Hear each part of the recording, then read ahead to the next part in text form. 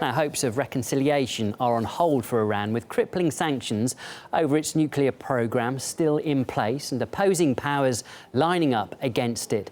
Despite all the smiles and handshakes, the US is renewing its trade restrictions and even considering toughening them. Meanwhile, Iran's most outspoken critic, Israel, seems to have a new partner in France, which shot down last week's tentative deal in Geneva. More details now from RT's Tabang Motse. The pieces are in place. We have time and again said that under no circumstances would we seek any weapons of mass destruction, including nuclear weapons, nor will we ever. Iran and IAEA will cooperate further with respect to verification activities to be undertaken by the IAEA to resolve all present and past issues. Warmer words, thawing relations. Yet, just as the deal in Geneva was on the cards between the world powers and Iran, came concern from France.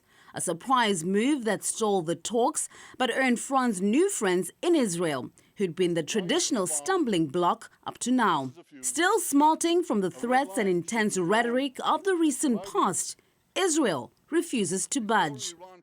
That's a bad deal. It's a dangerous deal because it keeps Iran as a nuclear threshold nation. We are not blind, and I don't think we're stupid. As for the main bargaining chips, the sanctions, lightening up could prove the deal maker. But Congress is having none of it, putting President Obama in a tough spot.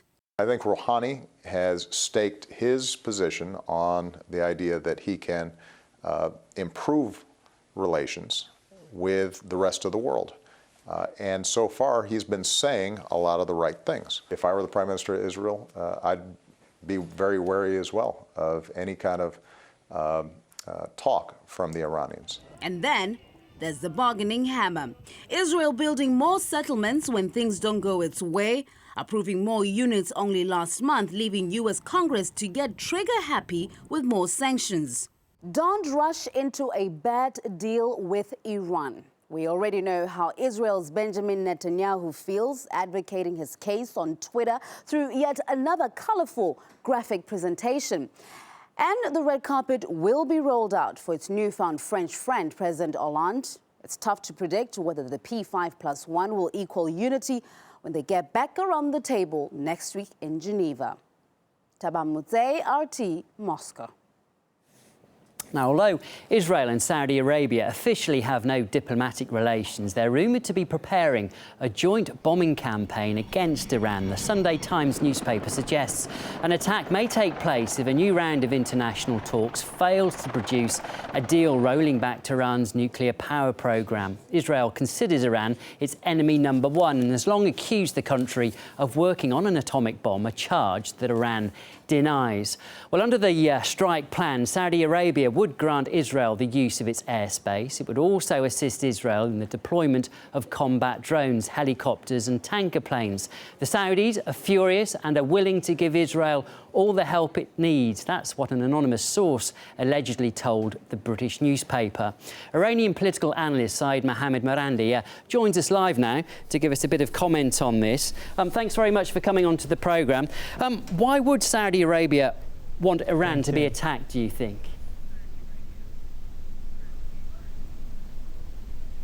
Well, we don't know if these reports are true, but the Saudis and the Israelis are moving closer and closer to one another.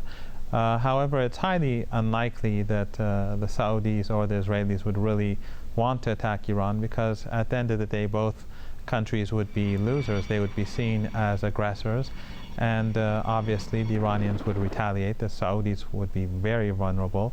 It would create an economic catastrophe for the world, and only the Saudis and the Israelis would be to blame. And the Israelis would, of course, be facing retaliatory attacks from the Iranians. That would mobilize the whole Middle East, especially people on the streets in support of Iran. It would isolate Israel. The Israelis would be the losing side, because if they succeed in destroying a couple of buildings, they would be hit back far harder by the Iranians, and the political implications for Israel would be devastating. So I don't think that people really believe that a strike is anywhere is imminent, or there's even any realistic scenario where the Israelis would carry out an attack. After all, the Americans, with all their firepower, were failed in their attempt to bring about an attack on Syria, because world public opinion and American public opinion simply would not accept it. So are you sceptical of this report that's appeared in the Sunday newspapers today in Britain? Yes, I think I'm skeptical. I think that the Israelis and the Saudis, it's clear that they're cooperating at many levels to put pressure on the 5+1 to work against a meaningful agreement. We saw, for example, in the negotiations, the Iranian side was very reasonable. The American side, of course, was discredited because the Americans agreed to one thing, and then when the French came, the French foreign minister, and changed the whole text, the Americans changed their position, and afterwards the American Secretary of State had the audacity to claim that it was the Iranians who were at fault. So I think the international community, and the Russian foreign minister, very much to his credit, pointed this out, that it was the American side and the West that was being dishonest here and untrustworthy, because they accepted one thing, and then the next day after the French foreign minister came, they accepted something very different, and then they were dishonest about it and tried to pin the blame on Iran. So I think this strengthened Iran's position a great deal, these negotiations. It showed both to the Iranian public and to the international community that the problem never lied with Iran, and it was really the West has been dishonest and that has been trying to deprive the Iranian people of their rights and pursuing illegal sanctions against ordinary Iranians at the same time. OK, thank you. We do have to leave it there. That's Iranian political analyst Saeed Mohammed Marandi. Thank you very much.